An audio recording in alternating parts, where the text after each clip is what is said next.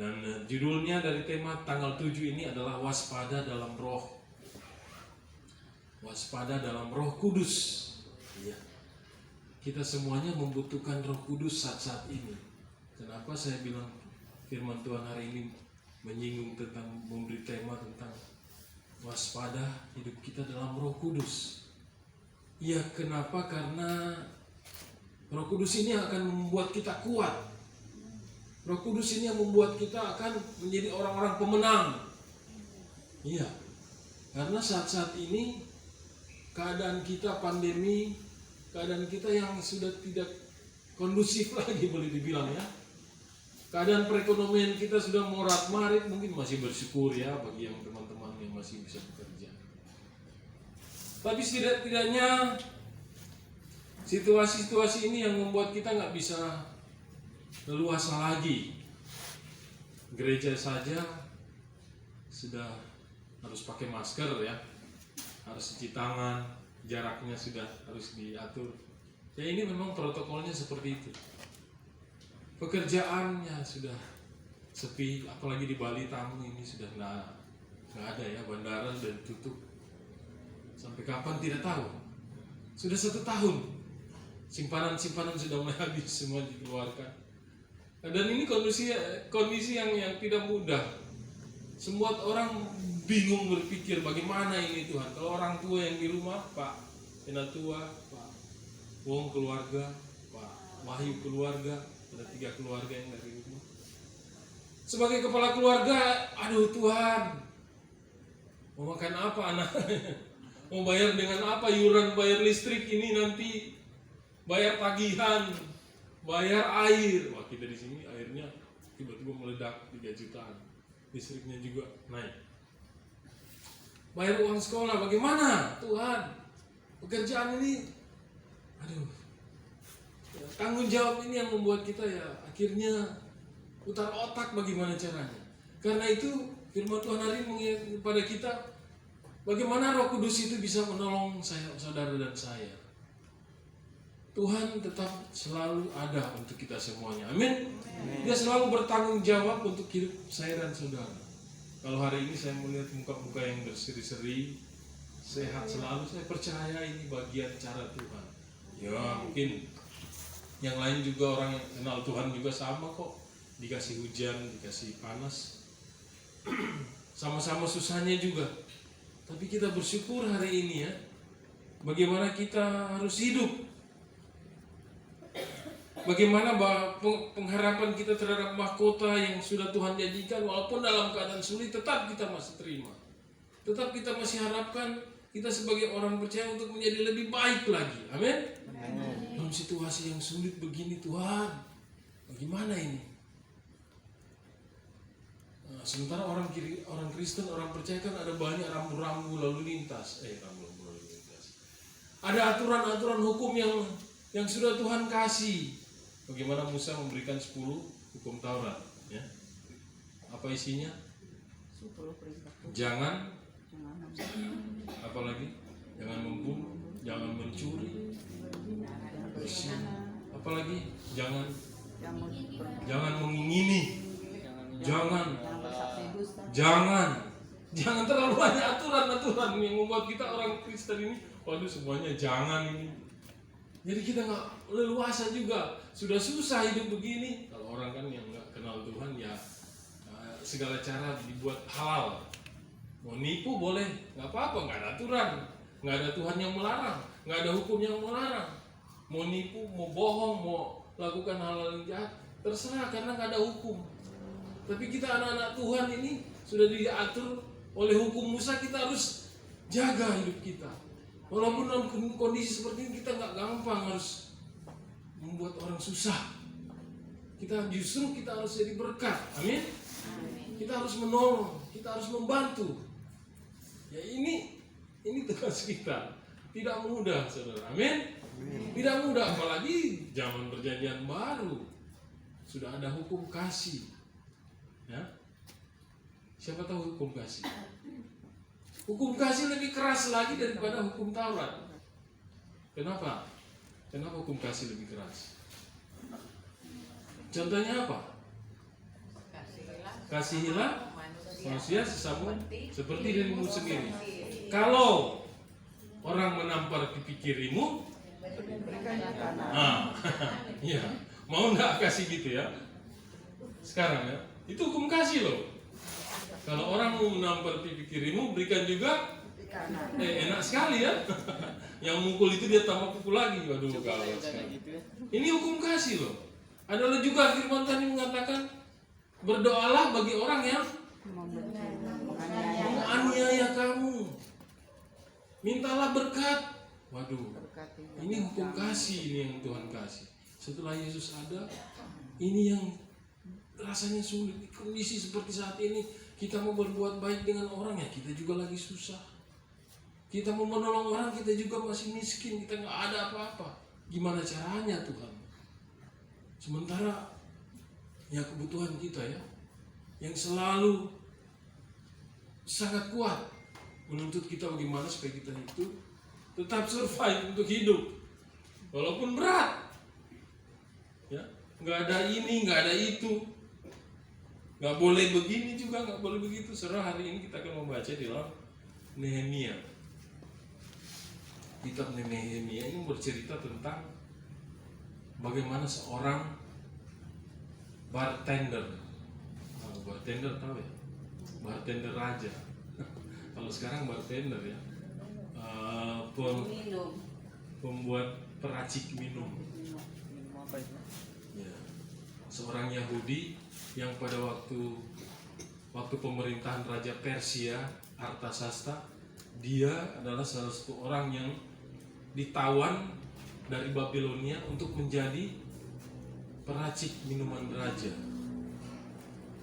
Ya, dia dipercayakan raja, jago campur minuman.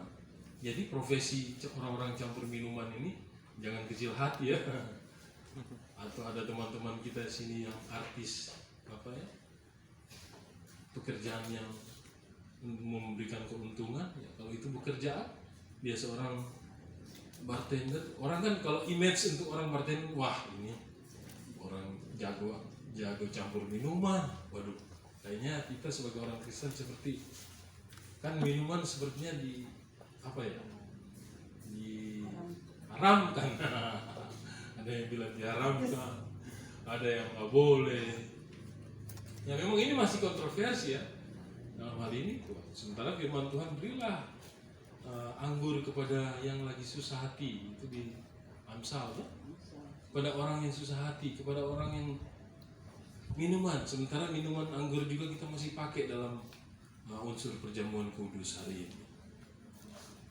Ya betul, bahwa Nehemia diberikan dia kepercayaan seorang raja untuk dapat meracik minuman setiap tamu-tamu ya, tamu-tamu raja. Tapi ceritanya ada didengar bahwa Israel atau tembok-tembok Israel telah runtuh sebelum mereka dibuang ke Yerusalem karena perbuatan para raja yang kurang ajar. Saya bilang kurang ajar karena ya mereka membelakangi Tuhan. Coba kita baca dalam Perjanjian Lama, kitab raja-raja, banyak raja-raja Israel, keturunan-keturunan Daud semua, keturunan-keturunan Abraham yang mengkhianati Tuhan, yang membelakangi Tuhan. Keturunan yang sebenarnya memiliki titisan daripada Abraham, Ishak, Yakub, tapi mereka keturunan yang diberkati, tapi mereka membelakangi Tuhan. Coba aja Raja Ahab, mungkin saudara pernah ingat bagaimana Raja Ahab itu membuat patung dewa Baal di Mesir, di Israel pada waktu itu. Dia membuat patung dan orang Israel menyembah dia, ikut dengan dia. Ya, saudara, kita akan membaca Nehemia pasal 4 ayat 16 sampai 18. Semua sudah mendapatnya? Amin. Nehemia pasal 4 ayat 16. Memang kalau kita membaca ceritanya panjang, tapi saya mau coba ambil beberapa ayat saja untuk kita boleh renungkan. Mari kita membaca. Saya membaca ayat yang kita baca sama-sama aja dah, karena cuma 3 ayat. Mari 1, 2, 3. Sudah dapat semuanya? Amin. Satu, dua, tiga. Sejak hari itu sebagian daripada anak buahku melakukan pekerjaan dan sebagian yang lain memegang tombak, perisai dan panah dan mengenakan baju zirah. Sedang para pemimpin berdiri di belakang segenap kaum Yehuda yang membangun di tembok. Orang-orang yang memikul dan melakukan pekerjaannya dengan satu tangan, dan dengan tangan yang lain mereka memegang senjata. Setiap orang yang membangun bekerja dengan berikatkan pedang pada pinggangnya, dan di sampingnya berdiri peniup sangkakala. Amin. Sampai sejauh di sana perjanjian, pembacaan yang sudah kita baca. Apa yang terjadi pada saat itu? Orang Israel, tembok-tembok Yerusalem sudah hancur. Dia suatu bangsa di zaman dulu, semua bangsa itu harus supaya aman negaranya atau sukunya atau bangsanya itu selalu dibuat pagar tembok supaya aman orang yang umat atau bangsa suatu bangsa yang aman di dalam tempat itu, dibuat benteng-benteng sampai sekarang mungkin masih ada ya, supaya terlindung boleh dibilang warganya, kerajaannya dikelilingi dengan tembok itu sehingga orang-orang di dalam aman. Nah, umat Israel pada saat itu karena kejatuhan mereka, karena ketidaksetiaan mereka, sehingga mereka dihancurkan oleh kerajaan Babilonia. Kemudian mereka ditawan di Persia. Singkat cerita, mereka harus pada akhirnya diizinkan untuk kembali pulang.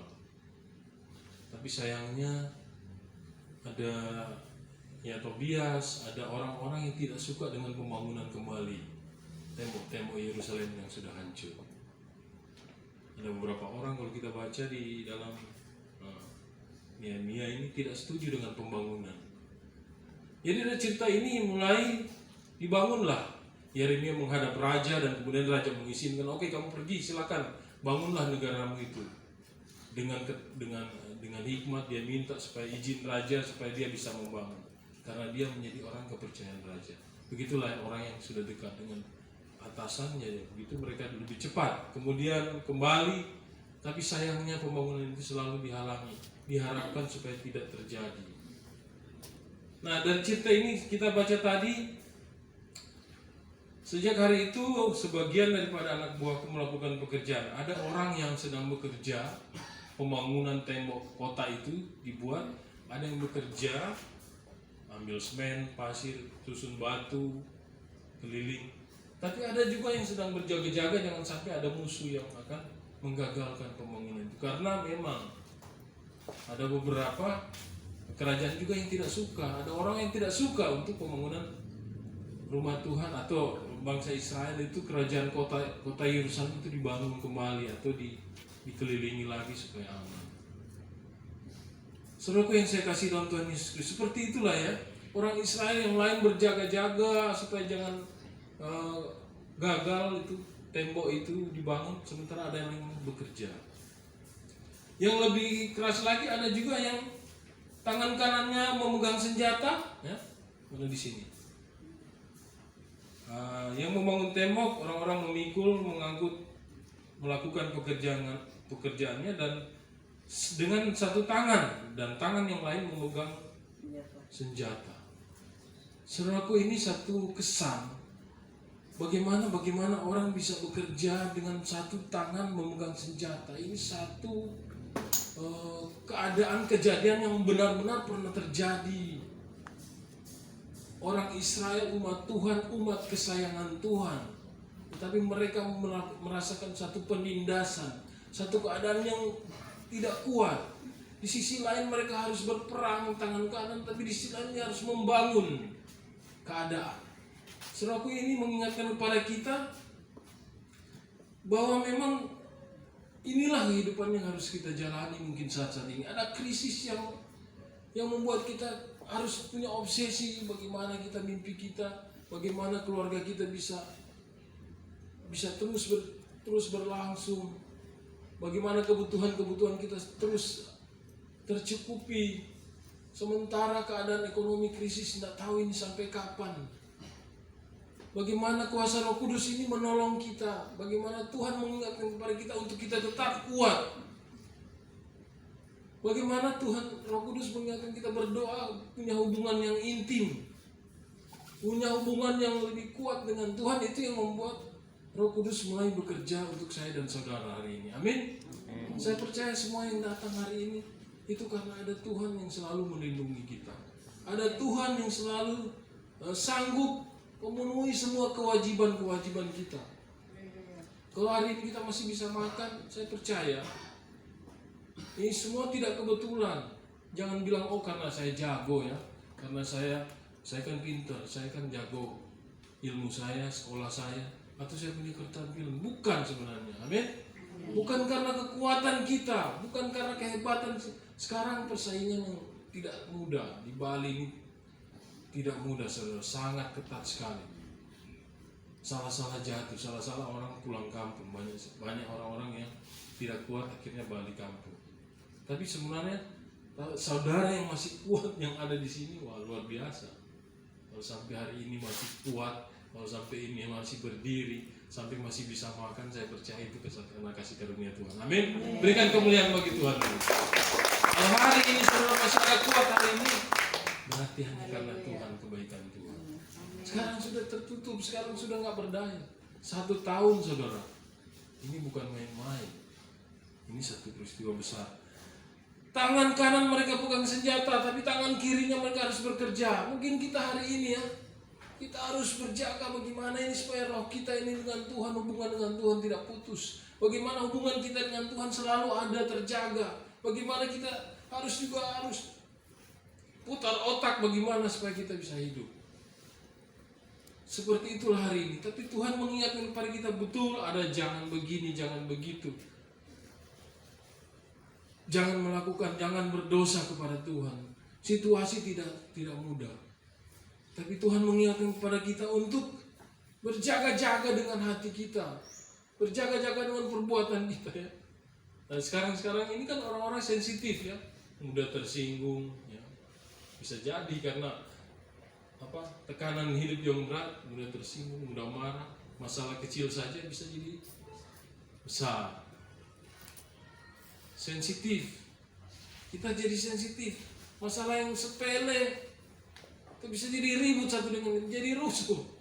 Jadi karena keadaan-keadaan yang mungkin saat ini yang tidak mudah. Orang bingung sekarang ini. Tapi satu hal yang kita mesti ingat bahwa ada penyertaan Tuhan, amin. Ada janji Tuhan. Bagaimana Abraham dijanjikan oleh Tuhan.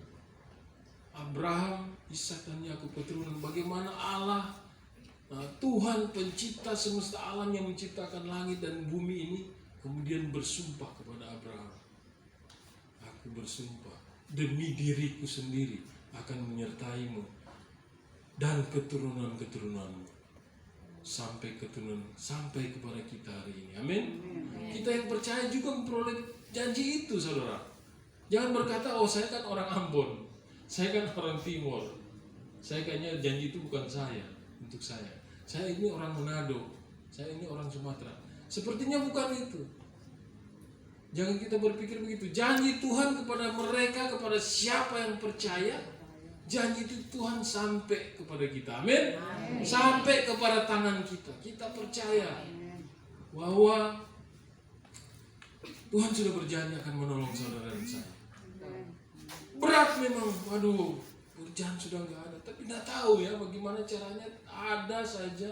Saya percaya kita yang dekat hubungan dengan Tuhan, kita yang punya hubungan intim dengan Tuhan, hari ini saja kita nggak kena COVID ya, maaf ya. Kita nggak tertular aja sudah bersyukur saudara. Hari ini kita boleh duduk dan berbakti hari ini. Ini satu karunia dan anugerah Tuhan, amin. Katakan amin. Hari ini kita mesti bersyukur. Kalau ada perjanjian yang sakral antara Allah dengan Abraham, begitu juga janji itu sampai kepada kita hari ini. Dia akan menolong kita. Berat ya saudara, kita harus memikul tanggung jawab kita sebagai kepala keluarga. Tapi kita juga harus ditekan dengan kebutuhan ekonomi yang semakin berat. Kebutuhan kita. Dan iblis juga nggak tinggal diam. Saudara, berbicara soal Roh Kudus, berbicara soal roh kita, iblis selalu berusaha untuk menjatuhkan kita saat-saat ini. Amin. Dia mau cari celah. Dia mau cari Dia mau cari bagaimana supaya kita jadi korban, bagaimana kita jatuh, bagaimana dia rayu kita dengan uang, bagaimana dia rayu kita dengan perempuan, bagaimana dia rayu kita dengan kemewahan. Dia berusaha supaya kita jatuh, supaya kita ikut dia, supaya kita melakukan hal yang maunya kita, merusak hidup kita, membawa kita kepada kehancuran, membawa kita kepada dosa. Saya tidak tahu seperti apa nanti dia akan rayu saudara kita semuanya. Meninggalkan Tuhan kah? Nggak peduli dengan Tuhan. Yang penting saya hidup aja, yang penting saya bisa bertahan hidup hari ini. Udah puji Tuhan, udah syukur. Biarin aja lah orang mau ngomong apa. Tapi mungkin saudara, iblis sedang berusaha pelan-pelan menarik. Kan ini sehari sudah susah. Kan ini lagi keadaan krisis. Ngapain juga mau ikut Tuhan? Ngapain juga mau berdoa? Sudah susah juga begini. Saudara, dia mau kita supaya jatuh, mau kita jauh dari Tuhan. Karena waktunya dia sudah tahu sudah semakin dekat. Saya mengatakan ini bahwa memang waktu Tuhan sudah semakin dekat. Jadi iblis juga berusaha. Karena waktunya dia juga sudah dekat. Jadi dia sebanyak-banyak dia menarik jiwa untuk dia datang menjauh daripada Tuhan. Amin. Tapi hari ini saudara, puji Tuhan, ada kekuatan Roh Kudus yang membawa saudara ke tempat di sini. Amin. Kalau saya bertanya, kenapa saudara boleh sampai di sini? Ada kuasa Tuhan yang mengajak saudara. Ada langkah kaki bisa ke sini itu karena ada bisikan dari Tuhan untuk mencari Tuhan, mencari kekuatan Tuhan, mencari hikmat Tuhan supaya Tuhan bisa berkati pekerjaan kita, rencana kita. Walaupun kita hidup ini udah susah ya, hidup ini mau bergerak saja. Pemerintah memberikan protokol yang tidak main-main. Pekerjaan harus sampai jam 9, tidak boleh lebih. Misalnya sekarang kalau orang usaha harus pakai masker, tidak boleh berkerumun. Banyak aturan-aturan yang sampai hari Minggu ya, sampai beribadah sudah terlalu banyak pekerjaannya, banyak ya aturan-aturan yang membuat kita sudah nggak bisa lagi seperti yang dulu, yang sebelum. Jadi kita benar-benar saat ini roh kita, jiwa kita seakan-akan kalau orang tidak kuat dia bisa gila ya, bisa stres, tuntutan sana tuntutan sini, nggak mudah saudara. Tapi ingat, Tuhan kita nggak terbatas dengan kuasanya. Amin. Dia penuh dengan belas kasihan. Dia terlalu banyak cara untuk menolong saya dan saudara. Ada amin? Dia terlalu banyak saudara. Saya tidak tahu bagaimana tiba-tiba orang aja kasih uang kepada saudara. Tidak tahu. Saudara, kita tidak pernah bayangkan tiba-tiba kita ada proyek saja. Tidak tahu. Kita tidak tahu dari mana asal sumbernya, tapi Tuhan Allah yang memberi. Amin.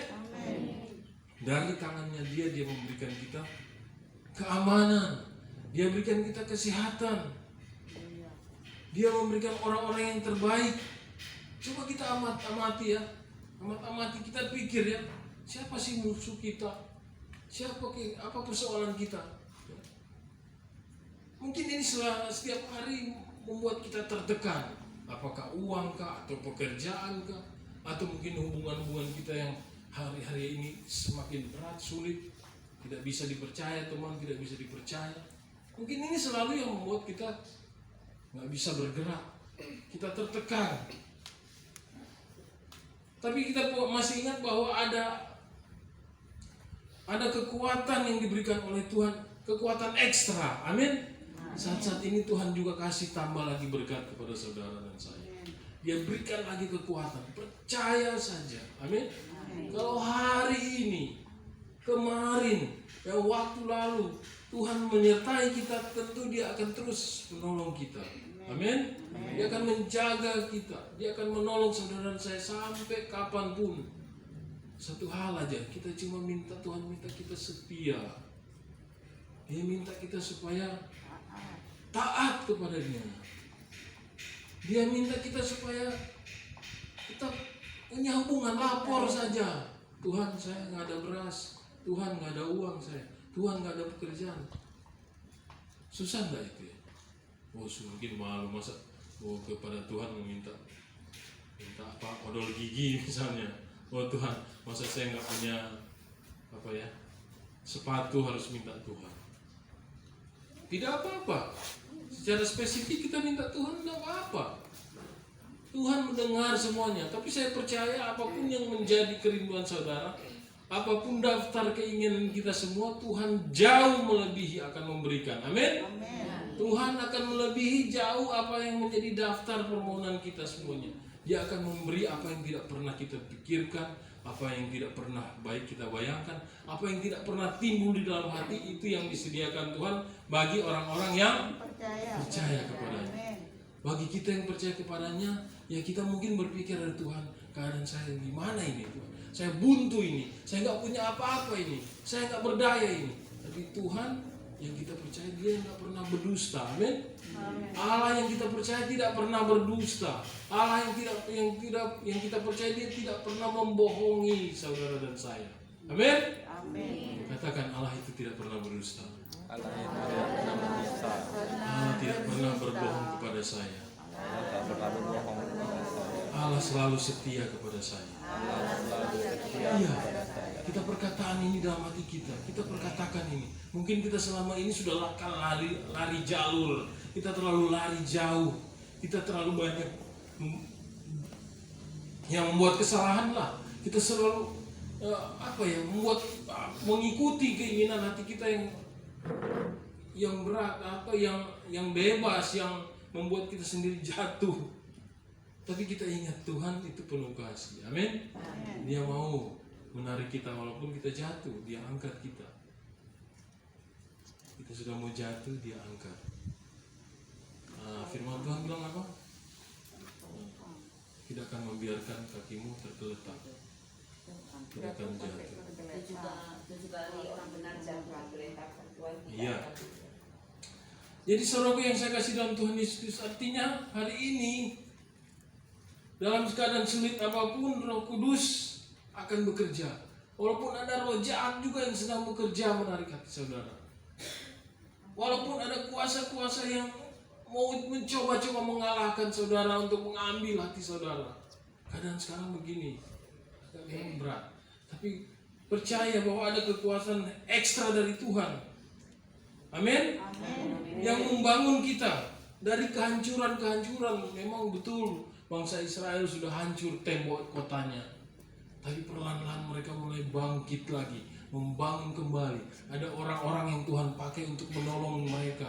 Ada Nehemia, ada orang yang dekat dengan penguasa untuk menolong pembangunan. Saudara, saya percaya kalau hari ini kita masih ada keadaan terpuruk, pasti ada orang-orang juga yang akan berdiri bersama-sama saudara untuk kita boleh sama-sama membangun kehidupan kita.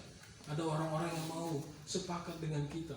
Ada orang-orang yang melihat kita ada raja, ada kuasa-kuasa yang punya kemampuan yang membuat kita kembali berdiri lagi. Amin. Dalam situasi apapun, Tuhan tidak kenal krisis. Ya, artinya berkat Tuhan tidak kenal krisis kapanpun, dimanapun. Mau pandemi, mau bencana, Tuhan selalu ada. Amin. Tuhan ada selalu. Ini yang menjadi inti iman kita kepada Tuhan. Orang percaya selalu diberkati Tuhan. Amin. Orang percaya selalu dijaga. Orang yang selalu dekat dengan Tuhan tidak akan pernah dibiarkan. Ya. Firman Tuhan katakan, aku sekali-kali tidak akan meninggalkan engkau, dan aku sekali-kali tidak akan membiarkan engkau. Ada dua kata, meninggalkan dan membiarkan. Itu janji Tuhan. Kalau dia tidak kalau dia mengingkari, berarti dia bukan Tuhan. Tapi dia adalah Tuhan. Dia akan terus menepati janjinya. Dia bukan manusia yang bohong, banyak bohong. Dia bukan seperti Pak Pendeta, seperti saya. Saya bisa aja tidak tepat pada kata-kata saya. Saya bisa aja mengingkari. Karena saya sebagai manusia sama juga dengan saudara. Ya, karena Tuhan bilang terkutuklah orang yang mengandalkan manusia. Siapa manusia? Saya, saudara, orang tua, kakak, bahkan orang yang kaya pun. Tuhan bilang terkutuklah orang yang mengandalkan manusia. Nggak bisa. Tidak ada yang dapat dibanggakan dalam hidup kita. Kalau hari ini orang bisa berbuat baik dengan kita, ya puji Tuhan. Kalau hari ini orang bisa tolong kita, ya syukur.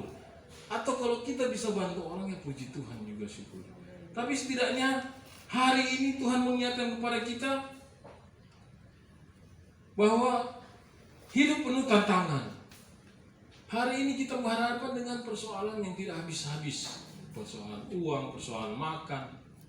Mungkin kita berada, Tuhan udah gak berdaya lagi. Berhadapan dengan banyak musuh. Orang orang berusaha untuk menjatuhkan kita. Orang berusaha untuk mengambil jiwa kita, membinasakan kita. Tapi ingat bangsa Israel ya. Bangsa Israel berusaha melakukan yang terbaik untuk Tuhan. Mereka berusaha membangun kembali. Apa yang harus kita pegang? Apa yang harus kita miliki di saat-saat yang kritis seperti ini? Apa yang harus kita andalkan? Betul, Tuhan Yesus sudah mengingatkan kepada kita. Dia akan menyertai kita. Dia akan menolong saudara dan saya. Tapi ada firman Tuhan dalam Efesus pasal 6 ayat 10. Mari saya baca ayat 10 dan saudara boleh ayat 11. Perlengkapan rohani. Akhirnya hendaklah kamu kuat di dalam Tuhan, di dalam kekuatan kuasanya. Kenakanlah seluruh perlengkapan senjata Allah, supaya kamu dapat bertahan melawan tipu muslihat iblis. Karena perjuangan kita bukanlah melawan darah dan daging, tetapi melawan pemerintah, melawan penguasa-penguasa, melawan penghulu-penghulu dunia yang gelap ini, melawan roh-roh jahat di udara. Sebab ambillah seluruh perlengkapan senjata Allah, supaya kamu dapat mengadakan perlawanan pada hari yang jahat itu, dan tetap berdiri sesudah kamu menyelesaikan segala sesuatu. Jadi berdirilah tegap, berikat pinggangkan kebenaran, dan berbaju sirahkan keadilan. Kakimu berkaki dengan kerendahan untuk memberitakan Injil damai sejahtera. Dalam segala keadaan pergunakanlah perisai iman, sebab dengan perisai itu kamu akan dapat memadamkan semua panah api dari si jahat.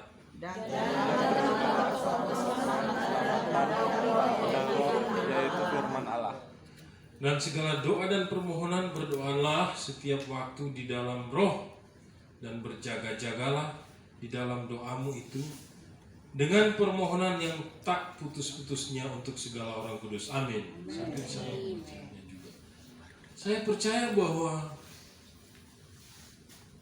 hari ini kita semua dikuatkan. Artinya kita semua hari ini diingatkan Tuhan ada kuasa yang akan memperlengkapi kita ya. Di sini dikatakan kenakanlah seluruh perlengkapan senjata Allah supaya kamu dapat bertahan. Iblis memang waktunya sudah sangat singkat dia. Dia berusaha terus menjatuhkan siapa saja yang mau diterkamnya. Apa? Dibilang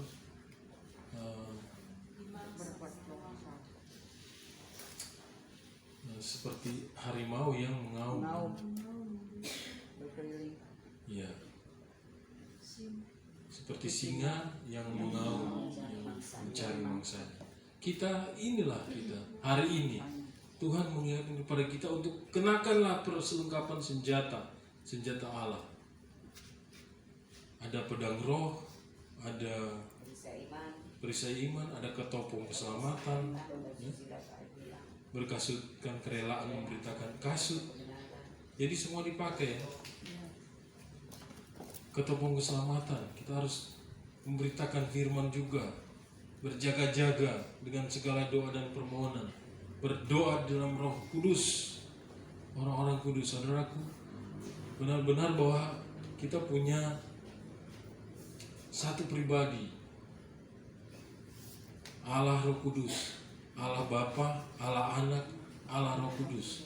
Dan Allah Roh Kudus itu adalah Allah yang diam di antara saudara dan saya. Kembali lagi, ya, kita orang-orang yang dipenuhi dengan Roh Kudus, ada damai dalam kehidupan kita, ada kasih. Roh Kudus itu tidak bisa kelihatan. Kembali lagi saya ingatkan, Roh Kudus seperti angin, ya. Ya, lihat ini, ya, ada di atas kita ini ada pita-pita yang bergerak. Kita tidak bisa melihat apa yang menggerakkannya, tapi kita bisa melihat itu dia digerakkan oleh Allah. Ya. Jadi begitu juga kita, ya, Roh Kudus, ya. Roh Kudus bekerja dalam kita setelah ada kasih, ada buahnya, ada kasih, ada sukacita, ada kelam lembutan, ada penguasaan diri. Itu Galatia pasal 22, ya. Galatia 5 ayat 22 dan dia tidak kelihatan Roh Kudus itu, tapi dia bisa menggerakkan orang untuk berbuat baik. Dia menggerakkan orang untuk bisa menolong sesama melalui kasih. Dia bisa membuat orang bersukacita.